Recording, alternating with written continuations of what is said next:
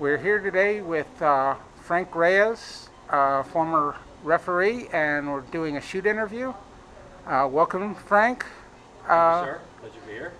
we know you grew up here in Tampa. Could you tell us about growing up during the golden age of wrestling and who were some of your favorites and most hated?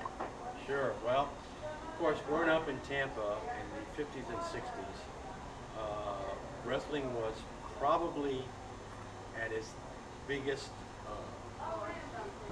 height, I guess. The Tampa area was one of the hotbeds of professional wrestling. Fort Home Wrestling Armory, championship wrestling from Florida.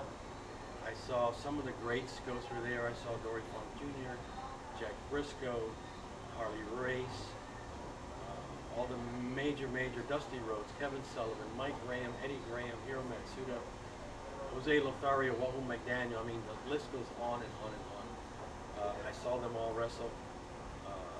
My favorites, of course, at the time, my all-time favorite, Jack Briscoe, who I thought, in my opinion, brought class to the NWA Championship.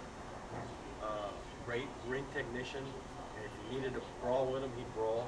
Of course, the most hated of all, and very ironic, the guy I hated the most was the great Malenko, who had great battles with Eddie Graham over the years, and the Gladiator and Joe Scarpa.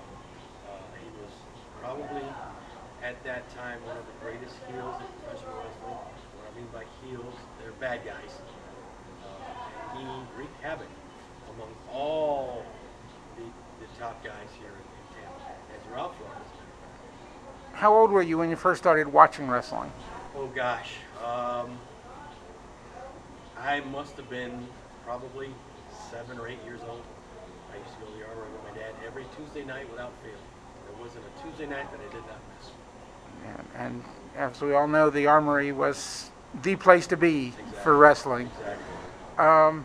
How long before, or what age did you start to really get interested in the sport and consider getting involved?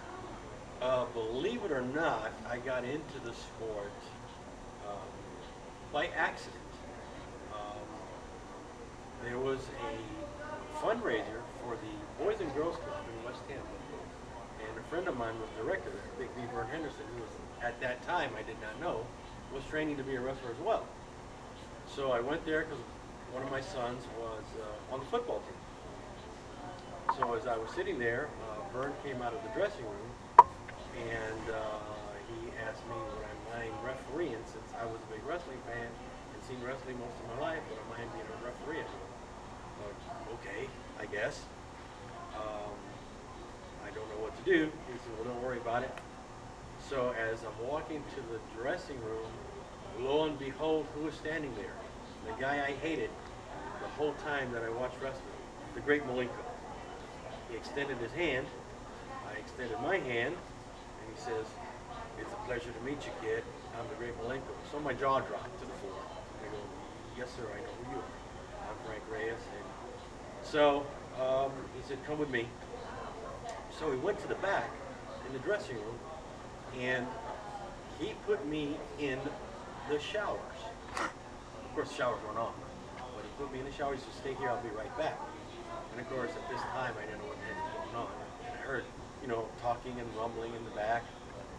So he came back with a ref shirt, which I still have, by the way, hanging in my closet. He said, here, put this on, and I want you to serve. I don't know what to do. So he said, well, don't worry, kid. Just go out there. If the shoulders are down, you count 3. If they're outside the ring, count 10. And if they're doing something like choking or rigging or something like that, you count to 5. And if they don't break, you disqualify. Okay, I can do that. So I did 7 matches, not knowing what the heck I was doing in there. So after the match was over, I was taking my shirt off, back in the showers. At no time did I meet any of the wrestlers. I met them in the ring. It's the first time I met the Malenko brothers and Dr. Ed Roberts and Rusty Brooks, and guys who became very, very dear and close to me through the years. And I was handing him my shirt, and he said, "No, keep the shirt, kid, as a souvenir." I said, "Thank you." So as I turned to walk away, he says, "Hey kid, are you ribbing me?" So at that time I had no idea what that meant. I said, "What do you mean by that, sir?" He said, "Well, are you pulling my leg? Are you playing a joke on me?" I said, "No, sir. What do you mean?" He says, "Well, you look like you knew where you're doing it. Kid, you're a natural." I go, "Oh, well, thank you, sir." He says, "I'll tell you what. Why don't you come to my school and I will train you to be a wrestler?" And that's how it all got started, back in 1982. 1982. Yes, sir. So what was it like walking into the school not knowing the inside business? At that time, I was still a mark for the business. Walking into that place, of course, I was the first one there. As Malenko drove in, he saw me there. He said, "Okay, kid, you're here." And as I walked into that place, I saw, two wrestling rings, and I saw all the pictures and everything on the wall, and we were like, "Wow, this is what it's all about." And that's when I began my career. Then Dean came in, and the students started coming in, and well, my first thing that I did was 500 squats, 500 push-ups, and 500 sit-ups. Not to mention my legs were like spaghetti. I didn't think I was ever going to walk again. I hadn't done that since high school. So he didn't train referees any different than a wrestler? No. He always thought that the referee should be in the same exact shape as a wrestler. And basically, he really didn't train me as a referee to begin with. He trained me as a wrestler. He said, "You should know what's going on at all times. You should know holds, you should know this, you should know that." So I basically started out training as a wrestler with Dean and Joe and a few of the young students there. And then from there on, I started reffing matches and student matches, and wrestled in a lot of student matches as well. And who were some of the names people may know that you were with at the school at the time? There was Sean Waltman, who was X-Pac, Fred Ottman, Typhoon, Tugboat, Glenn Jacobs, who was Kane, Mark Miro, who was Johnny B. Bad,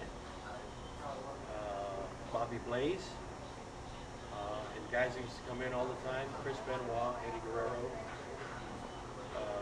Harry Saturn, many of the guys who became superstars. Okay. And how long did you train before you had your first official referee match? I actually trained 3 months before I actually had my first real match, and it was in a student show. And where was that at? It was at the Malenko School. And student show there at Malenko School. Do you remember who the participants were? Right off the top of my head, I believe one was Jose Lopez, perhaps, and I want to say there was a gentleman, or we used to call him, Malenko gave him the name Charlie Hard Times, because he looked like he was on Hard Times. So, Charlie Hard Times. And once you started developing, at what point did you graduate or advance to NWA, WCW? How did you make that leap? What used to happen was whenever WWF at that time was in town, Chief Strongbow, who was Joe Scarpa, who was a good friend of Malenko's, would call Malenko and say, "Hey, I need some students for enhancement." So we'd all, jump in, which at that time I had a van, so everybody would jump in my van, and we'd go to the Sun Dome. And that's how I got my shot with WWF. And NWA, at that time, again, Malenko would get phone calls.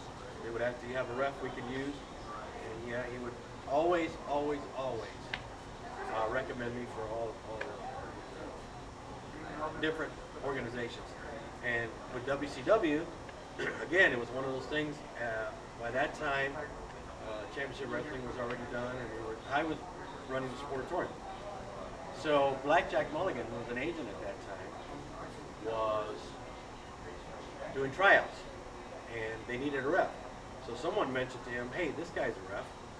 And I talked to Blackjack, and he says, oh, you know, I said, well, Malenko's here. He said, okay, come on in, kid. So I was reffing all the tryout matches. So when it was over, Blackjack came up to me and says, hey, can I have your number? Would you like to work for WCW? I go, sure, no problem. I was, you know, of course, one of those things. You know. 2 days later, Jack called me. He said, can you be in Atlanta in a couple of days? I said, yes, sir. So that's how I got my start with WCW. Okay. Again, I always seem to happen to be at the right place at the right time. Well, we want to thank you for this portion. In the next portion, we'll discuss more about your refereeing career and how it went there, and then we'll be covering what you're doing currently. Thank you.